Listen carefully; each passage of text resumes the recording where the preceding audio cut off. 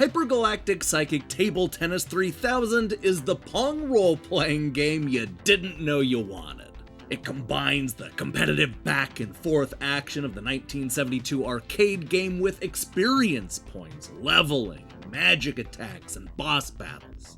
There's no question that this is a silly concept that probably shouldn't work. But what we have here is an exciting, funny, and weirdly addictive quest that is so much better than the official Pong sequels.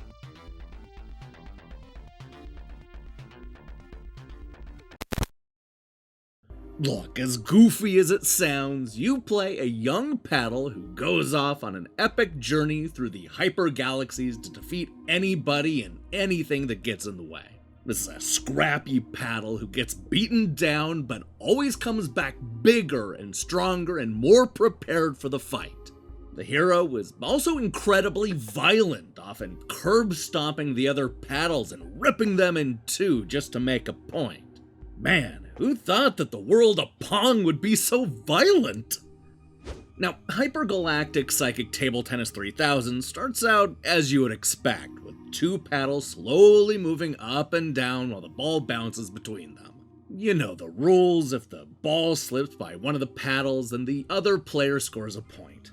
But what sets this game apart is that the young paddle levels up after every win, which allows you to start sinking your points into improving the strength, intelligence, wisdom, endurance, agility, and so on and so forth.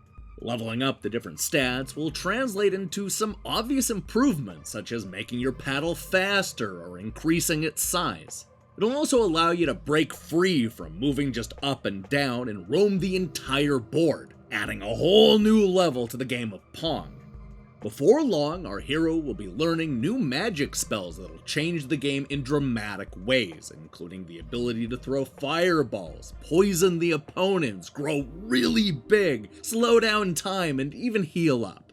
That last ability is important because the paddle has a health bar and can even die mid-fight. Our hero takes damage every time it smacks the ball, so it's important to use the healing spell before the little guy violently shatters into a million little pieces.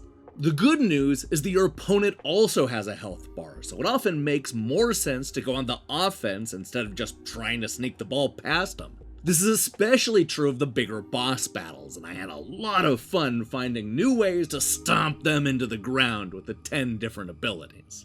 Now, the funny, although paper-thin story is only really there to get you jumping from one random encounter to another. We go up against silly villains with names like Berserker, Undead Monkey, Thrill-Seeking Venturer, Beatrix the Beastmaster, Mediocre Rapper, Telekinetic Prom Queen, and even Hollywood stuntman Derek Mears. Not that you should expect their likenesses to carry over, because you're always going to be going up against just different colored paddles. Sometimes they're bigger, smaller, and square instead of a rectangle. But there's nothing here that would clue you into who or what you're fighting against. That, of course, is part of the joke, but it's also surprisingly effective. I found myself laughing at the short descriptions of each character and the paragraph we get after each win. I like that you can charm and even romance the opponents if you say the right things. I like that you can befriend wild animals on the adventure that will end up sticking to the bottom of your paddle. I like that our hero is constantly changing clothing and armor whenever he finds a hidden treasure chest. The silliness of the game really won me over. Unfortunately, there are a few things holding the game back from a more enthusiastic recommendation. The most obvious issue with the game is that it's incredibly repetitive. Even with the 10 different magical abilities and the animal friends, you're essentially doing the same thing in all 200 stages. The game tries to mix things up by adding dangerous water, lava, and landmine obstacles in the stages, but it's not enough. This only scratches at the surface of what is possible. Hypergalactic Psychic Table Tennis 3000 is also too easy. Far too easy. The computer AI is barely competent at times. They'll miss easy shots and just stand still at times. They also don't have a lot of attacks to throw back at you. I mean, you'll occasionally see a fireball coming your way, but it would have been more of a challenge if they had the same abilities as our hero. Maybe they could slow down time or poison our paddle. It only seems fair. Oh, and speaking of which, why isn't there a 2-player mode? I would love to see the magic being flung back and forth in a longer and more competitive fight.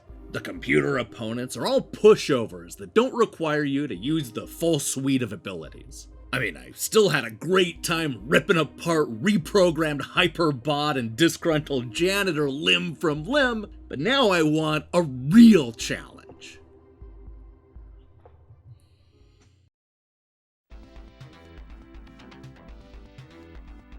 You know, sometimes a silly concept will get you far, and that's definitely true of Hypergalactic Psychic Table Tennis 3000.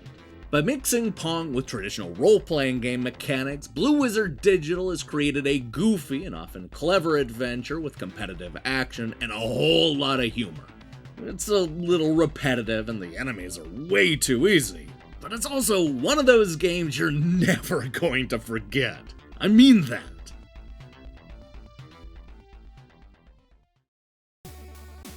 Hey, thanks for watching our review. If you liked what you saw here, then you should know that we post new reviews and features almost every day.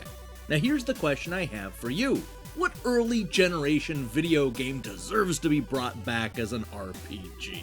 I'm talking about the stuff from the early and mid-1980s. Old school 8-bit games that deserve an RPG facelift. Let me see your picks in the comments below. In other news, I'm currently hard at work on a bunch of reviews, including Townsman, Conglomerate 451, Theme Park Simulator, Dust Heaven, and more.